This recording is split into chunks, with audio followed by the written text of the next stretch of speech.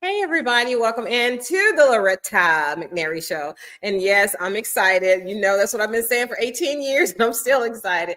So my guest today is the author of On Her Own Ground. She has a new book coming out in a couple of months. You saw the Netflix that was based on her book that she wrote. I'm trying not to tell you who she is until I bring her on, but I've been promoting it so much you know who she is.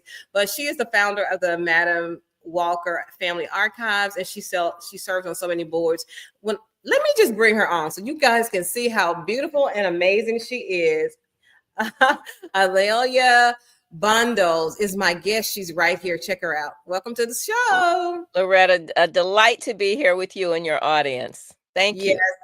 Thank you so much for being here with us. So I'm just going to jump right in. We'll talk about the Netflix thing, but I want to ask you some more questions about your great-great-grandmother, the Madam C.J. Walker. So you spent a lot of your life preserving and sharing the incredible legacy of your great-great-grandmother. So what's the one thing about her story that still surprises you or inspires you to this day?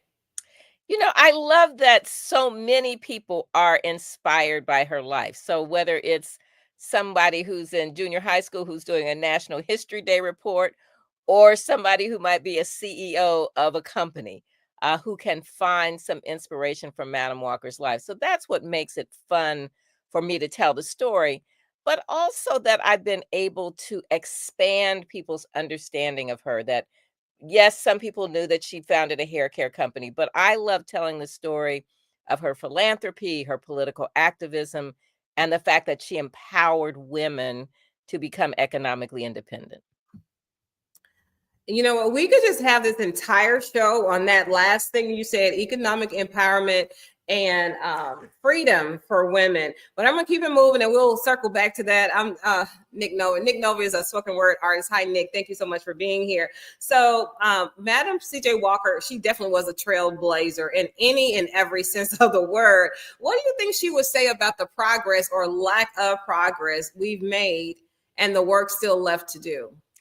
Well, huge question, especially this month. You know, certainly when you consider her life, that she was born on the same plantation, cotton plantation in Louisiana, where her parents and older siblings had been enslaved. First child in her family born free in 1867. Founded a hair care company when she was 38 years old. And by the time she died in 1919 at 51 years old, she was a millionaire who had created a company and had given employment to thousands of women. So she represented so much progress, but she had dreams for her people, as she would have said, that people would own their homes, that they would found businesses, they would educate their children. And she really saw this opening up of opportunity. So during this last 100 and some years since she's been gone, we have made a lot of progress. There are more people who own their businesses, people who've been educated, people who own real estate. But we are now in a moment that I've seen in my lifetime of that progress now being blocked. Mm-hmm. And she would be so, I think, outraged by it. She was very much a political militant. She really was a social justice advocate who gave money to the NAACP for anti-lynching, who talked in favor of Black soldiers during World War I when they were being discriminated against. She was very much against racial discrimination. And so she would see what is going on this year as a real setback. You know, this year, this week is definitely, I'm sensing that too. But I just know, because we're so resilient, right? We've been through some tough times.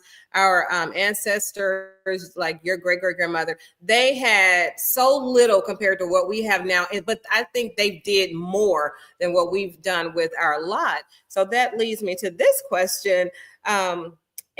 Well, you got a new book coming up, and I got a lot of questions about that too. But you've been a journalist, an author, and a historian, a producer. These roles all require that you are listening and you are attentive to detail. And it shows, because even my email confirming you were so detailed with it. I'm like, she's not only a guest, she's also producing. So, how do you think storytelling can be a force for healing and connection in today's world? Well, Loretta, like you, I'm a storyteller, and I really do believe that our stories are our power. And when our history is erased, it takes away our power. When our children and grandchildren don't know the stories of their family, they don't have as much confidence as they might have. And I think that's the goal for people who want to erase history, for us not to know the greatness of our ancestors and of ourselves. So it's very important that we push back on those people who are trying to keep history out of school, who are trying to ban books. When we know who we are, when we know what we've accomplished, I think it gives us an entirely different image of ourselves. Absolutely. Again, I'm just gonna say I need you to say I will come back, Loretta. It's just so many layers of this conversation that I really want to have more depth to that I'm not able to have because I want to honor the time that we have. So, Madam Walker's her journey to success was built on the foundation of resilience and of faith. So, how has your own faith or belief system guided you in the most challenging moments? And how do you think that's belief system that we're talking about, faith and perseverance and being tenacious, will help us survive where we are today? We really have to push back against this onslaught of information that's coming at us. I mean, it really is designed, the chaos is really designed to take away our confidence. And I will tell you, I feel, very fortunate that I'm in control of my life, and everybody does not have that privilege. Totally understand that. But I will say for my self care during these last couple of months, I have been doing a lot of meditation. I have one of those meditation apps. I listen to it every night. I take a yoga class. I go to the gym almost every day. I started taking a Pilates class. I've been listening. I'm a big news junkie. I listen to a lot of television news, but I have been listening to less television news. And when I'm in the car, I've been listening to jazz. I've been reading the news because I really think it's important for me to be informed, but I have to turn that volume down because it's just too much listening to the lies that are coming through. I don't want to subject myself to that. Absolutely. So I'm just gonna go right in here on this Netflix special that I watched a few years ago, and I gotta admit I watched it twice because I went beyond the stereotype of how they did it, and I want to know your feelings about it because I know because I did research on you. I know how you feel about it. Wow, do I know how you feel about it? So can you talk about that? Talk about the process, and then talk about the end results, and then how you feel about it, how you Right. felt about it. So the Netflix Warner Brothers series was called Self Made. And my book, On Her Own Ground, The Life and Times of Madam C.J. Walker, was, as they say, the inspiration. My book was what Hollywood calls optioned for the project. And so when it was optioned, my understanding was that I would be involved in some of the collaboration with helping to develop the story.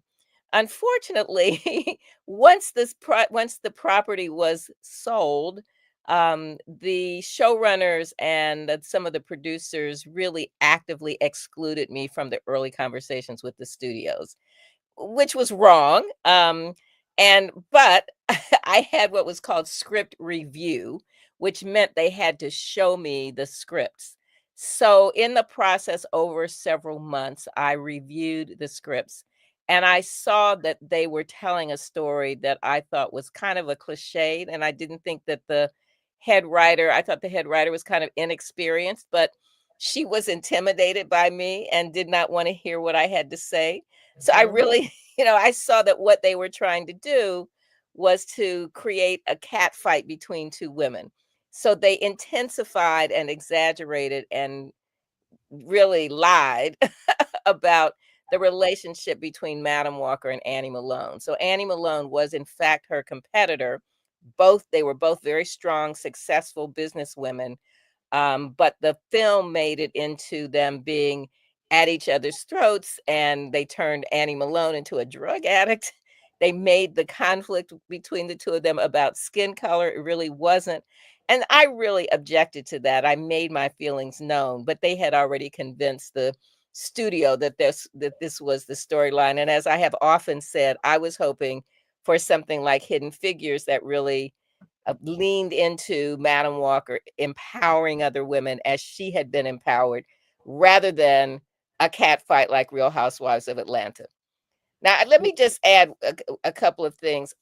Octavia Spencer was great. That was the most thrilling part for me. I was really glad she was part of it, but she was basically working with the script that she was presented. And I don't know how much she pushed back, but that she was a bright light for me, because every time she came on screen, I thought she brought the respect and embodied Madam Walker. But all of the stuff around the cat fight, the colorism, the Amelia Walker did not have a girlfriend, and they were very sneaky about trying to introduce a lesbian character in there. And that really didn't happen, but that they wanted to kind of, I thought, check off a box. And so those kinds of things I just found really objectionable. I agree too, knowing what I know, and then having your real book on that. So let me ask you this: what would the next portrayal? And her story is timeless; it's still very, very relevant of who she is and what she's done. And I know there's a myth that we all thought was true that you break down too, and we're going to talk about that. But before we talk about that myth or two, I want to know, what would you like to see? How would you like to see her portrayed in the next opportunity of a Netflix or a big screen movie? What would be your idea of, yeah, they got it right? How would that look? Well, and you are right. We are already working on some things. So I'm hoping that those things will come together. It's, it was a learning experience for me. Let us say that.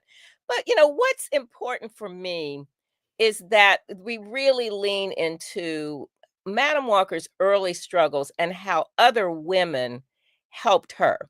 It was really the women of St. Paul AME Church in St. Louis, when she was still a poor washerwoman, who began to give her a vision of herself as something other than an illiterate washerwoman. And that what she learned from them, what she learned from the National Association of Colored Women, what she learned from the church women, what she learned from the women in the choir, those were lessons that she carried forward once she began to develop her business to inspire and empower other women. So those early lessons of her being helped translated into her developing a business that gave employment to thousands of Black women who otherwise would have been sharecroppers and maids and laundresses. So I would love to see that. And then to add on to that, her philanthropy, how she was involved as a political activist in the anti-lynching movement and a patron of the arts. Now, obviously you have to have conflict. I mean, that's just the way a Hollywood script is. But I thought there was some real life conflict that would have been much more interesting than the fake conflict that they included. Here, one example is this. Alelia Walker, her daughter, the real conflict between mother and daughter was not about a fake made up girlfriend. It was that Alelia Walker had two boyfriends, both doctors, both handsome. One was a good guy, one was a bad boy. And who did her mother prefer? The good guy. She preferred the bad boy. That's real conflict. You don't have to make that up. Absolutely. I totally agree with that. We've had some really amazing comments on here, and we have a lot of guys that are watching too, which I'm very happy. Dennis Turner and Nick Noble, they're both entrepreneurs in their own right, doing amazing work. Monica says Sarah Breedlove, aka Madam CJ Walker, is a true Louisianian, for which makes her very beam with pride, because she also is from Louisiana and LA. So yeah. Wonderful. People are loving your story, Ms. Bundles. Thank so you. I wanna ask you, because the myth. Okay, did she? Let's clear it. Let's clear this up right now so we can move on to some stuff that I love, and I love this too. What's the myth about that straightening hot comb? Yes, the hot comb. Let's demystify that. Yeah, Madam Walker did not invent the hot comb. I have spent 50 years trying to, kill that myth, and I've had some success. fewer and fewer people say it. So thank you for giving me the opportunity. But how did the myth arise? So really, Madam Walker's original product was her wonderful hair grower. So you can see this picture behind me. That's a picture of her original product, Madam C.J. Walker's wonderful hair grower. And her real problem was that she was going bald. In the 1890s, when she was losing her hair, and that was because most Americans did not have indoor plumbing, did not have electricity. So you couldn't just jump in the shower in the morning and wash your hair. I mean, it was the whole process. You had to go pump the water, heat the water. It was people might wash their hair maybe once a month, sometimes not at all during the winter. And as a result, Sarah Breedlove, which was Madam Walker's birth name, and thousands of other women were going bald because of really bad scalp infection. So she developed a shampoo, had people wash their hair more often, and then this ointment, Madam Walker's Wonderful Hair Grower, that was, kind of the consistency of Vaseline with sulfur, and that healed the infection. Then once your hair grew back, then you needed to style it. She used the hot comb, but did not invent it. I mean, it had been around at least since the 1870s in France. It was in Sears and Roebuck and Bloomingdale's catalogs in the 1890s when she was still a poor washerwoman in St. Louis. And now you heard And now you know. Straight from the DNA. Straight from the DNA. So there's no going back from that. So what I want to do now, because we are going to have about 15 more minutes in this conversation, I want to slow it down just so we can put a promo here. So we're going to just pause for the cause. And then we're going to come back. So you're such a historian. And like I said, she's such a producer too, because honey, she laid this out for me. She's like, you're going to have enough information to be totally aware. So, and then I do my own thing, but it was great. I can pull from it if I need to. So legacy is such a powerful concept. My sons and I talk about it all the time, and some of my friends. So, but it can also create immense pressure, right? Because you just got to push yourself. You believe that everything's falling on your shoulder. So how have you navigated this yourself with a balance between honoring Madam C.J. Walker's legacy and then carving out your own unique path? Yeah, thank you for that question. So, I am really fortunate that I had a very wise mother. When I was growing up, my mother was vice president of the Madam C.J. Walker Manufacturing Company in Indianapolis. So she was the fourth generation of women in her family to have been an executive. And I think that she felt like that was what she was supposed to do. Now, she graduated from Howard in the late 40s. A lot of the doors that would open up for me in the 1970s were not there. So she went into the family business. She majored in business and chemistry at Howard to prepare herself to work at the Walker Company. But my real interest growing up was writing. I worked for the school newspaper. I wanted to be a journalist. And she and my father both encouraged me to follow my dreams. But I also think my mother, she did have that pressure of who she was supposed to be and what others expected of her. And certainly that was true of her mother and of A'Lelia Walker, Madam Walker's daughter. And my mother just she did not want me to feel like I had to go into the family business, that I should, find my own passion. And of course, for me, the poetic piece of this, I became a journalist. I was a longtime producer, as you say, with NBC and ABC for 30 years. But I have ended up telling this story, and I think I love telling the story because I wasn't forced to tell the story. That gives you more freedom. And then because you weren't forced, now you're going to say, I'm going to dedicate it to getting this story as close to the truth as I can, even with my own opinion and how I saw it, being sharing the same DNA. So after this question, we're going to talk about your new book. I'm super excited. Wonderful. I can't wait to get my hands on that book. But I wanted to ask this question because women are I just think we were some of God's best creation. I love men. I'm the mom of 5 sons. I love men. Yes, they're so amazing. I wish you could meet them. One is on here watching because he supports everything that I do. And he's a an important person in his own right. So tell me, as someone who embodies truth, legacy, vision, what's your message to women who are really looking to or needing to step into their power, especially in this season, redefine themselves, and then leave their own mark on the world? Because what I'm finding, I have a mastermind with women business owners and professionals. They don't really know their power, or they'll become that powerful woman and then they'll go back, depending on who they are, and be somebody else. So we have all these different versions of ourselves. What can you tell us to help us just do that one version for our one life that we get to live? Because you seem to have really got it together. Right. Living your authentic self. Well, Yes. there are a lot of missteps along the way. I think we all have some missteps, but I really do credit my mother and my father for encouraging me to follow my passion. Now, throughout my career at ABC and NBC News in those 30 years, there were definitely bumps that I hit along the road. There were people who became obstacles for me. But I think some of the things that I learned in the process was to always have an exit route.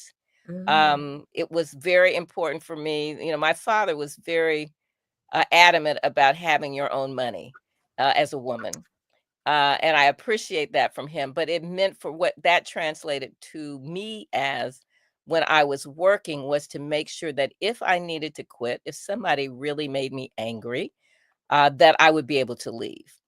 And I never got to the point where I was just had to quit, but I did get to the point where I realized I had outgrown a situation. And I didn't say anything for many months, but on the side, I was setting aside the money and making the plans that I needed to make. And when it was time to go, I said, "Thank you very much. It's been very interesting. Goodbye." Goodbye. And that was 20 years ago. And so I've been able to, since then, I've been on a number of nonprofit boards and leadership roles, and I've been writing the book. But that was important to me. And I will say one other thing: when I hit roadblocks in my corporate career, when I wasn't getting the recognition or the appreciation that I felt I should have, I started being involved in my college alumni association at two different schools. And I used that platform as a way to develop the leadership qualities that I wasn't necessarily getting at work. Now, I did have some great times at NBC and ABC, but as I say, I also hit some obstacles, and I tried to use those obstacles as a fuel to move myself into another place.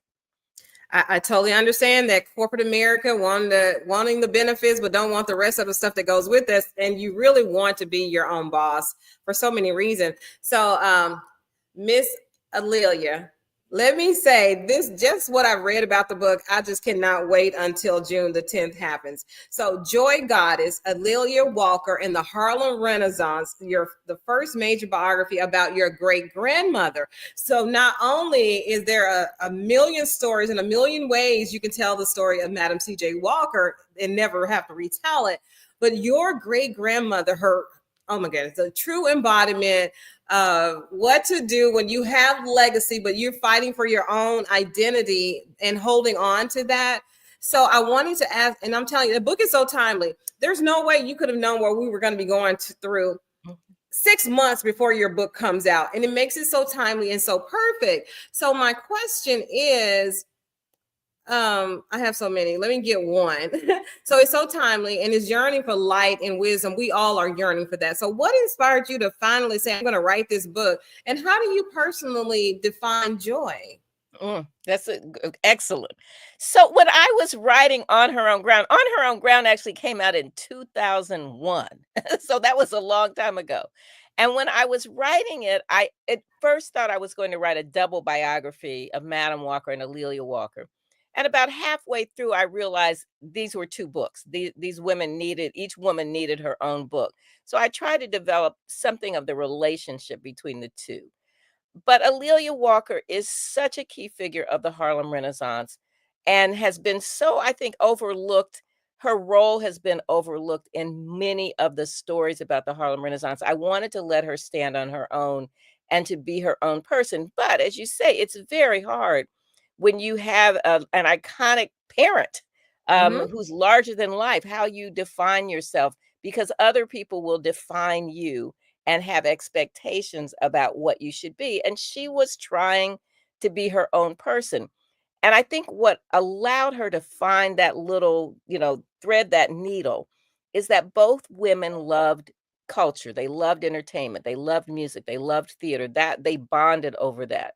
Even when they were very poor in St. Louis, when Madam Walker was a washerwoman, the ragtime was being born around them. They lived across the alley from Tom Turpin's Rosebud Cafe, where Scott Joplin played. Madam Walker, Sarah Breedlove was in the choir. So they were surrounded by that. And that was where Alelia Walker found her path to express herself as a patron of the arts, and hosted all of these writers and artists and musicians during the Harlem Renaissance in her 3 homes in New York. Okay, I have 100 questions. Just I'll be back. I'll rolling come through back this. when the book comes out. You have to come back because I know we had like 2 minutes. But I remember seeing the part. She was such a trailblazer, so far ahead of her time. Even now, she would still be far ahead of her time. But not only is your legacy and your family about the wealth and success, it's all about philanthropy and empowerment and impact. So how has this shaped who you are and how you approach your own life and career, knowing that's also a part of your legacy? I would say even before I had done all my research on Madam Walker, it was really my parents who were my role models, who were community leaders and who really gave back. And that set the tone for me. But then Madam Walker's story, of course, is just huge in terms of using your gifts to benefit others. At her 1917 convention, one of the first national conventions of women entrepreneurs, in her keynote speech, she said to her agents, "I want you to understand that your first duty is to humanity. I want others to look at us and realize that we care not just about ourselves, but about others." At the end of the convention, the women sent a telegram to President Woodrow Wilson urging him to support legislation to make lynching a federal crime. So she wanted the women to make money, yes, buy homes, educate their children, but to be leaders in their community and to give back. So that's where I find that spirit of giving and being of service. Oh, wow. So have you had, and I'm sure you have, so how do you handle it, pushback from saying, because I mean, it's just a brilliant story. It's an encouraging story. She happens to be, Black American, African American. And the story to me is even more powerful because she is, and knowing how she was raised with, under the conditions where she was raised and the things she went through. And yet we are still talking about her in 2025 and will be for the next, several decades and probably a century. I don't know. But especially with your writing and your many stories that you have to tell. So how can you encourage other people to do the same? Maybe our grandparents weren't a Madam C.J. Walker, but they were a Madam C.J. Walker-esque in their own right. How do we make sure we capture that history for the people that are grandchildren's grandchildren, like you're doing, that I want somebody to be talking, I want my great granddaughter to still talk about me. So how can I encourage that, or what groundwork should I do now? No, I'm so glad you asked that because, yes, these women that I write about happen to be famous, but everybody's family has these heroes and heroines. And so we're now at the stage where the grandchildren, every time they see grandma or great auntie or whomever, can take out a phone and do a 5-minute interview.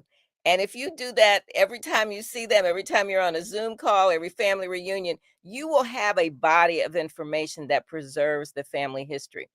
And when you watch something like the program that Henry Louis Gates does on PBS, Finding Your Roots, everybody finds something that they didn't know, and it gives them just a little bit of encouragement and a spirit. But it is up to us to make sure we save the family pictures, scan the family pictures so that they don't get wet or in a flood or something, and save the documents. My house is full of documents, probably too many, but it is what has allowed me to tell the story. Without these letters and photographs and travel diaries and all of business records, I wouldn't be able to tell the story. But that is a family's history. Put it in a box, the fireproof box, but save those memories. Yes. Yes. And let me just clarify. I don't want them to talk about me doing my business and being successful, having to interview somebody like Alelia Bundles, right? I want it to be that I impacted them so much growing up that they just can't wait to share that. And of course, they're going to have to tell the whole story. So this will be part of it. But I just cannot thank you enough. I cannot say thank you enough, not only for doing the interview, but for sticking to your soul work and not giving up. And I can imagine it hasn't been easy, but you make it look easy for sure. So I want to thank you for the work you're doing and for all the legacy and the history that you're leaving behind for us to embody ourselves and to appreciate that it happened to your family. So I just want to say thank you. Well, thank you for reaching out. I'm so glad to be on the program this evening. You don't get rid of me. You stuck with me now. Well, you're very good at what you do, and I respect and appreciate that, my dear. I'm about to cry. Because that's a huge compliment coming from you. All right, I'm going to let you go because I have to honor my time, but look for an email that asks for another 30 minutes of your time real soon, okay? Thank you so much. Thank you. Okay, y'all, she has to go. She has rocked this interview, this conversation, made my day, and then that compliment of the end, right? I got to watch this again. So in closing, I have to end. Think positive, dream some big old dreams, and make those big old dreams come true, and help somebody else do the same. And guess what? I'll see you again real soon. Bye-bye, everybody.